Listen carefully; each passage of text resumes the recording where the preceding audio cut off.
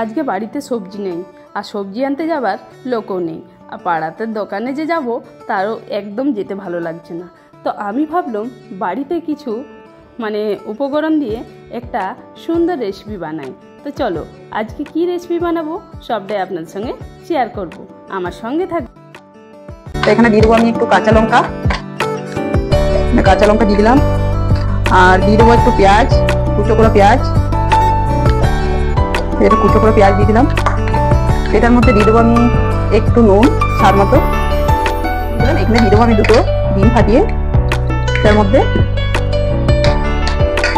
এখন ডিম দুটো দিয়ে দিলাম। তারপর একসঙ্গে সব এগুলো এটা তাওয়া চাপিয়ে দিয়েছি। আর এইদিকে আমি দিয়ে দেবো এটার মধ্যে আর একটু ধনে পাতা কুচোটা একটু দিয়ে দিলাম। শীতকালে একটু ধনে পাতা সবকিছুতে দিতে ভালো লাগে, আর ধনে পাতা দিলে সবকিছু একটু টেস্ট লাগে। তো চলো, এটা আমার সম্পূর্ণ রেডি হয়ে গেছে। তো এইদিকে আমার তাওয়াটাও কিন্তু রেডি, গরম হয়ে গেছে।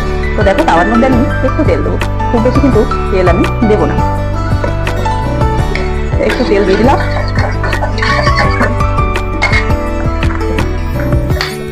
এবার আঁচটাকে কম করে আমি দিয়ে দেবো এটা। তারপর আমি চামচটা দিয়ে একটু এইভাবে এমনি করে নেবো। কিছুক্ষণের জন্য একটা ঢাকা দিয়ে দেবো, কিছুক্ষণের 2 মিনিটের জন্য একটা ঢাকা দিয়ে আমি রেখে দেবো কম আছে। তো চলো, ডিমটা আমি কতদূর কি হলো দেখুন, ডিমটা কিন্তু ভাজা হয়ে গেছে। এবার আমি পাতটা উল্টে নিলাম, একটু লেগে গেছে, লাগেনি, এটা হালকা কালো দাগটা চলে এসেছে। কারণ উল্টে পাল্টে আর একটা পিঠ হালকা করে আমি লাল করে নেবো। এদিকে আমি মশলাটাকে রেডি করে নিই। তো ডিম ভাজাটা আমার এখন রেডি হয়ে গেছে। এদিকে আমি কড়াইটা চাপিয়ে দেবো মশলাটা রেডি করার জন্য।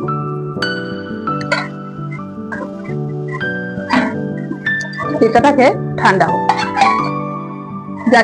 যাকে এটা ঠান্ডা হবে তাকে এদিকে আমি মশলাটাকে রেডি করে নেবো। তো দেখো, এখানে কিন্তু আমি কড়াই চাপিয়ে দিয়েছি। কড়াইটা গরম হয়ে গেলেই আমি দিয়ে দেবো এখানে সরষের তেল। আমি সরষের তেলে আমি ব্যবহার করছি। এখানে কিছুটা সরষের তেল আমি দিয়ে দিলাম। তেলটা কিন্তু আমার গরম হয়ে গেছে। তো এখানে আমি দিয়ে দেবো সেদ্ধ করা একটু কতগুলো আলু। ওই তেলের মধ্যেই আমি দিয়ে দেবো গরম মশলা আর দারচিনি, আর দিয়ে দেবো একটু জিরে ফোড়ন। তো এটা দেখো ভাজা হয়ে গেছে। এবার দিয়ে দেবো আদা আর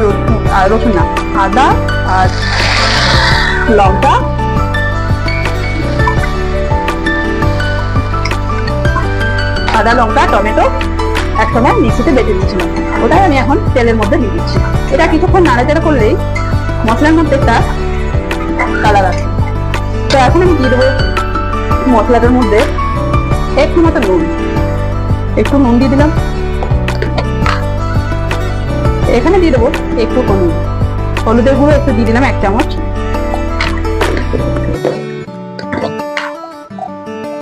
এখানে দিয়ে দিলাম একটু কাশ্মীরি লঙ্কা গুঁড়ো। আমি সবগুলো নিয়ে আবার একবার নাড়াচাড়া করে নিলাম। তো দেখো, মশলাটা কিন্তু আমার রেডি হয়ে গেছে। এখানে যে মশলা দেবো জলটা ছিল, একটু আমি জল অ্যাড করে দিলাম। দেখুন, মশলার মধ্যে একটা খুব সুন্দর কালার এসেছে। ঠিক আছে, এবারে টমেটো টকটাকে ব্যালেন্স করার জন্য আর রান্নার স্বাদ আনার জন্য আমি 1 চামচ চিনি এটাতে অ্যাড করলাম। চিনিটা দিলে দুটোই কাজ করবে। তো খুব সুন্দর দেখুন একটা কালার চলে এসেছে মশলার মধ্যে। এবার যে সেদ্ধ করা আলুগুলো আমি তেলে হালকা ভেজে রেখেছিলাম, এগুলো আমি মশলার মধ্যে দিয়ে দিলাম। আবার আমি একটু জল দিয়ে দিলাম।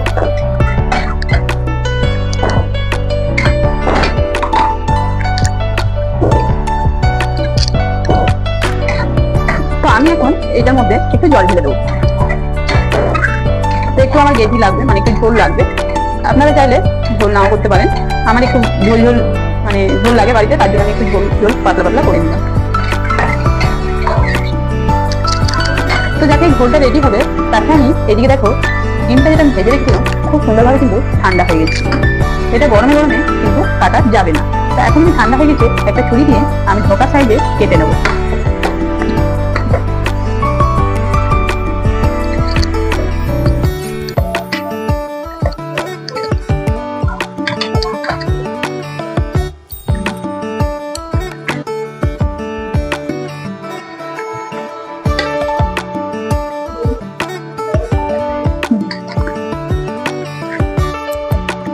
প্রত্যেকটা কিন্তু খুব সুন্দরভাবে দেখো কেটে নিলাম। এই ঝোলটা কিন্তু ফুটে এলেই আমি এগুলো একটা একটা করে দিয়ে দেবো। এবার আমি এগুলো একটা একটা করে এর মধ্যে ঝোলের মধ্যে ছেড়ে দেবো।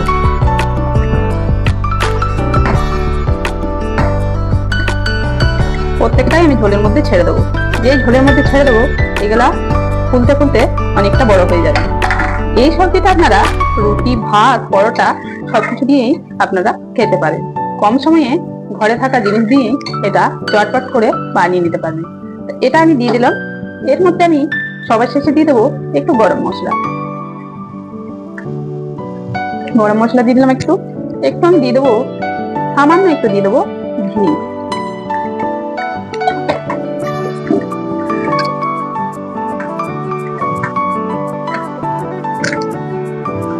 সামান্য একটু ঘি দিয়ে দিলাম।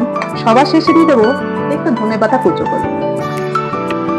তো আমার দেখো এখানে রেডি হয়ে গেল একটা ডিমের সুন্দর একটা রেসিপি। সময়ও কম আর খেতেও খুব টেস্টি।